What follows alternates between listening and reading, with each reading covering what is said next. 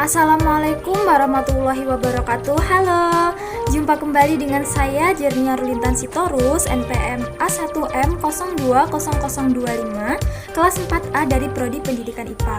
Pada kesempatan ini, pada minggu ini, saya akan kembali lagi menjelaskan materi dan membuat video pembelajaran masih seputar manajemen pendidikan, yaitu dengan materi manajemen pendidik dan peserta didik pada mata kuliah pengelolaan pendidikan, dosen pengampu Bapak Dr. Muhammad Kristiawan, Magister Pendidikan.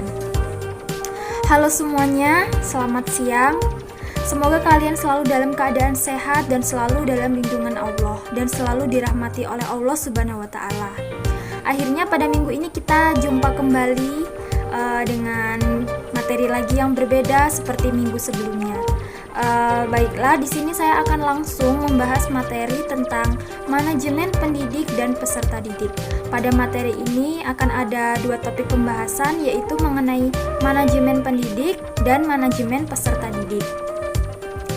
Di sini pada manajemen pendidik akan ada lagi topik yang dibahas, yaitu yang pertama pengertian manajemen pendidik, yang kedua tugas, kewajiban, dan hak pendidik. Lalu selanjutnya yang ketiga yaitu peran pendidik, dan yang keempat yaitu tentang penguasaan kompetensi pendidik. Baiklah, kita akan langsung saja membahas topik yang pertama tentang manajemen pendidik, yaitu yang pertama pengertian manajemen pendidik. Jadi sebelumnya kita harus mengetahui dulu apa sih manajemen pendidik. Jadi di sini diketahui bahwa manajemen pendidik merupakan suatu kegiatan merencanakan, mengelola, dan mengorganisasikan, mengkomunikasikan sumber daya pendidikan atau pendidik agar dapat berjalan atau melaksanakan tugas dan tanggung jawabnya secara efektif dan efisien dengan maksud tercapainya tujuan pembelajaran atau tujuan pendidikan sebagaimana yang diharapkan. Lalu selanjutnya topik yang kedua pada manajemen pendidik yaitu ada tugas, kewajiban, dan hak pendidik. Jadi di sini yang pertama tugas pendidik. Tugas pendidik menurut Undang-Undang Nomor 20 Tahun 2003 adalah merencanakan dan melaksanakan proses pembelajaran, menilai hasil pembelajaran, melakukan pembimbingan dan pelatihan, serta melakukan penelitian dan pengabdian kepada masyarakat, terutama bagi pendidik pada perguruan tinggi. Selanjutnya tugas guru sebagai profesi. Tugas ini menuntut kepada guru untuk mengembangkan potensi profesionalisme diri sesuai perkembangan ilmu pengetahuan dan teknologi. Selanjutnya tugas guru di bidang kemanusiaan. Tugas guru di bidang kemanusiaan adalah sebagai orang tua kedua di sekolah. Lalu ada tugas guru di bidang kemasyarakatan adalah mendidik dan mengajar masyarakat untuk menjadi warga negara yang bertanggung jawab dan menjunjung tinggi nilai sosial, moral, maupun keagamaan, dan menjadikan anggota masyarakat sebagai insan pembangun. Selanjutnya di sini ada kewajiban pendidik. Menurut Undang-Undang Nomor 20 Tahun 2003, kewajiban pendidik antara lain menciptakan suasana pendidikan yang bermakna, menyenangkan, kreatif, dinamis, dan juga dialogis. Lalu di sini ada pun hak pendidik. Hak pendidik dalam Undang-Undang Nomor 20 Tahun 2003 adalah penghasilan dan jaminan kesejahteraan sosial yang pantas dan memadai. Lalu penghargaan sesuai dengan tugas dan prestasi kerjanya. Lalu pembinaan karir sesuai dengan tuntutan pengembangan kualitas. Di sini ada peran pendidik. Peran pendidik yang pertama yaitu guru sebagai pendidik. Kedudukan sebagai pendidik menuntut guru untuk membekali diri pribadi yang berkualitas berupa tanggung jawab, kewibawaan, kemandirian, dan juga kedisiplinan. Selanjutnya guru sebagai pengajar, berperan sebagai fasilitator dan mediator pembelajaran yang menuntut guru merancang kegiatan pembelajaran yang dapat mengarahkan peserta didik untuk melakukan kegiatan pembelajaran dan memperoleh pengalaman belajar, yaitu dengan memanfaatkan sumber belajar yang telah disediakan. Selanjutnya guru sebagai pembimbing. Jadi guru sebagai pembimbing itu bertugas mendampingi dan juga memberikan arahan kepada siswanya yang berkaitan dengan pertumbuhan dan perkembangan pada diri siswa, baik itu meliputi aspek kognitif, afektif maupun psikomotor, serta pemberian kecakapan hidup baik akademik, vokasi vokasional, sosial maupun spiritual. Selanjutnya guru sebagai pelatih. Dalam memberikan pelatihan, guru harus memperhatikan kompetensi dasar yang hendak dicapai, materi pembelajaran, latar belakang budaya, dan lingkungan tempat siswa tinggal. Selanjutnya guru sebagai penasihat, yaitu memberikan konseling sesuai dengan apa yang dibutuhkan siswa dan memberikan solusi terhadap masalah-masalah yang sedang dihadapi oleh siswanya. Selanjutnya guru sebagai model dan teladan. Guru harus mampu meminimalisir sifat-sifat dan juga perilaku negatif yang ada pada diri siswa. Selanjutnya guru sebagai korektor, di mana guru harus dapat membedakan mana nilai yang baik dan juga mana nilai yang buruk yang terdapat pada peserta didiknya. Selanjutnya yaitu guru sebagai organisator. Guru memiliki kegiatan pengolahan akademik, yaitu membuat dan melaksanakan program pembelajaran dengan baik. Selanjutnya guru sebagai motivator. Jadi di sini guru sebagai motivator hendaknya dapat mendorong anak didik agar bergairah dan aktif dalam kegiatan pembelajaran di kelas. Lalu guru sebagai fasilitator, yakni hendaknya dapat menyediakan fasilitas yang memungkinkan dapat memudahkan kegiatan belajar anak didiknya, guna pembelajaran di kelas itu dapat aktif dan juga efisien. Selanjutnya guru sebagai pengelola, hendaknya dapat mengelola kelas dengan sebaik mungkin. Kelas adalah tempat pertemuan semua anak didik dan guru dalam rangka transfer bahan pelajaran. Selanjutnya guru sebagai evaluator, jadi yaitu dengan memberikan penilaian yang menyentuh aspek ekstrinsik para siswa tersebut. Selanjutnya yaitu mengenai penguasaan kompetensi pendidik.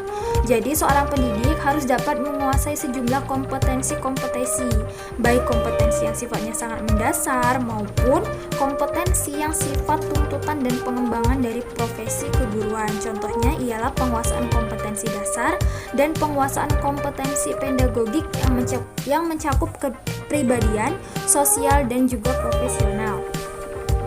Selanjutnya rekrutmen dan seleksi guru dan staf. Jadi di sini terdapat kriteria dasar seleksi, yaitu rasional, ilmiah, objektif, dan lain sebagainya. Selanjutnya ada pun cara dan metode seleksinya, yaitu persyaratan administrasi, seleksi pengetahuan umum, seleksi psikologi, seleksi wawancara, dan juga seleksi referensi.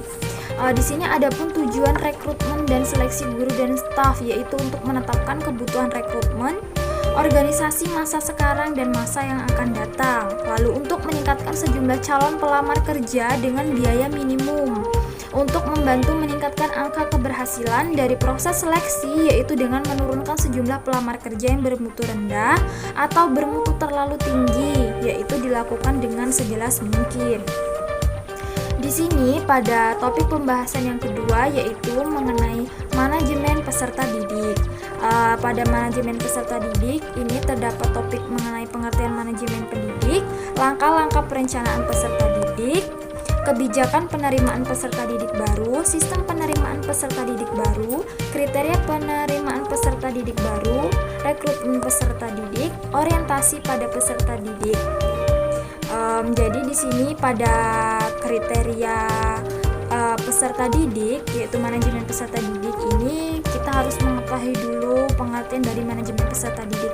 Jadi di sini manajemen peserta didik adalah suatu penataan atau pengaturan segala aktivitas yang berkaitan dengan peserta didik, yaitu mulai dari masuknya peserta didik sampai keluarnya peserta didik tersebut dari suatu madrasah atau sekolah tempat peserta didik tersebut sekolah.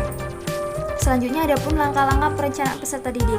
Jadi di sini menurut Asmendri tahun 2012 halaman 14 ada pun langkah-langkah perencanaan peserta didik, yaitu ada forecasting. Jadi membuat perkiraan dengan mengantisipasi ke depan. Lalu objectives merupakan perumusan tujuan.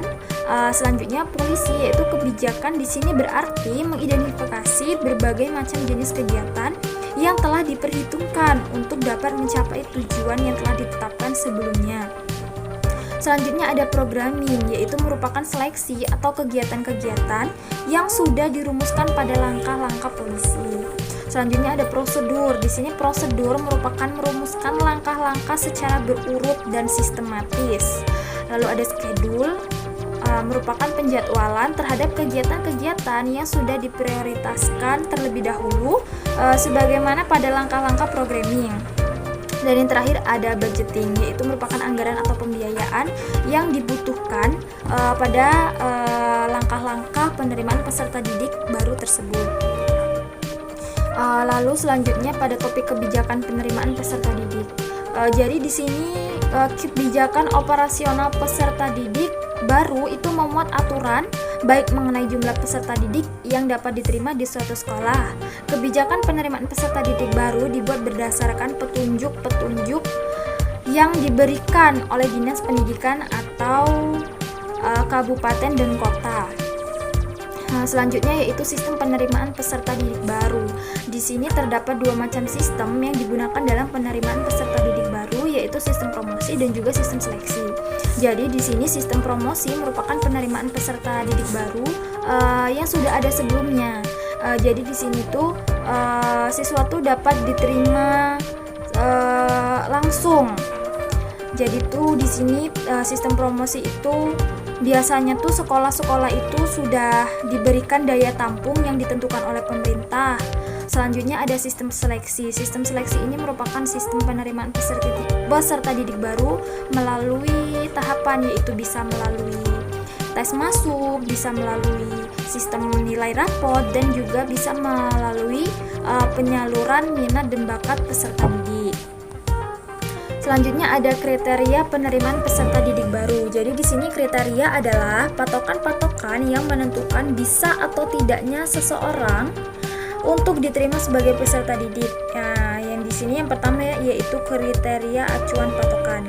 Jadi di sini setiap sekolah itu sudah membuat patokan-patokan untuk calon peserta didik barunya. Jadi jika calon peserta didik baru tersebut sudah sesuai dengan patokan yang telah ditentukan oleh sekolah, maka peserta didik tersebut dapat diterima. Tetapi jika peserta didik tersebut tidak mencapai patokan yang telah ditetapkan oleh sekolah, maka peserta didik tersebut tidak dapat diterima. Selanjutnya ada kriteria acuan norma, merupakan kriteria penerimaan peserta didik baru melalui prestasi yang dimiliki oleh siswa tersebut. Jadi siswa tersebut bisa masuk ke sekolah yaitu melalui prestasinya. Selanjutnya ada kriteria berdasarkan daya tampung sekolah. Jadi di sini peserta didik baru dapat diterima di sekolah sesuai dengan jumlah daya tampung yang telah ditetapkan oleh sekolah. Jika daya tampungnya sudah cukup, lalu ada calon peserta didik baru yang akan masuk, maka kemungkinan tidak dapat diterima oleh sekolah tersebut karena daya tampungnya sudah terpenuhi. Selanjutnya pada materi berikutnya yaitu mengenai rekrutmen peserta didik. Rekrutmen peserta didik merupakan proses pencarian dan menentukan peserta didik yang nantinya akan menjadi peserta didik di sekolah yang bersangkutan. Adapun prosedur perekrutmenan peserta didik menurut Asmendri tahun 2012 halaman 44 antara lain: yang pertama yaitu pembentukan panitia penerimaan, rapat penerimaan peserta didik baru, pembuatan, pengiriman ataupun pemasangan pengumuman, pendaftaran peserta didik baru, seleksi peserta didik baru, rapat penentuan peserta didik yang diterima, pengumuman peserta didik yang diterima. Lalu jika peserta didik tersebut sudah diterima, maka akan melakukan pendaftaran ulang guna untuk menetapkan bahwa peserta didik tersebut sudah masuk dalam sekolah. Jika peserta didik tersebut tidak melakukan pendaftaran ulang, maka peserta didik tersebut belum dikatakan sebagai peserta didik baru dalam sekolah tersebut. Selanjutnya ada orientasi peserta didik. Di sini orientasi merupakan perkenalan situasi dan kondisi sekolah yang diberikan kepada peserta didik. Adapun tujuan dan fungsi orientasi peserta didik antara lain tujuannya yaitu agar peserta didik lebih mengenal dekat mengenai dirinya sendiri di tengah-tengah lingkungannya yang baru. Kemudian agar peserta didik mengenal lingkungan sekolah, baik lingkungan fisik maupun lingkungan sosialnya. Selanjutnya, pengenalan lingkungan sekolah yang demikian sangat penting bagi peserta didik. Adapun fungsi orientasi yaitu menurut Asmendri tahun 2012 yang mencakup bagi peserta didik sendiri, orientasi berfungsi sebagai wahana untuk menyatakan dirinya dalam konteks keseluruhan lingkungan sosial. bagi personalia, sekolah, dan tenaga kependidikan dengan mengetahui siapa para peserta didik barunya akan dapat dijadikan sebagai titik tolak dalam memberikan layanan yang mereka butuhkan. Kemudian, bagi peserta didik senior, dengan adanya orientasi ini akan mengetahui lebih dalam peserta didik penerusnya di sekolah tersebut. Hanya sekian materi yang bisa saya paparkan dan video pembelajaran yang saya buat. Saya mengucapkan terima kasih banyak, segala kekurangannya saya mohon ampun. Untuk teman-teman, kita akan berjumpa lagi minggu depan, yaitu minggu berikutnya dengan tema yang berbeda. Saya akhiri, wassalamualaikum warahmatullahi wabarakatuh.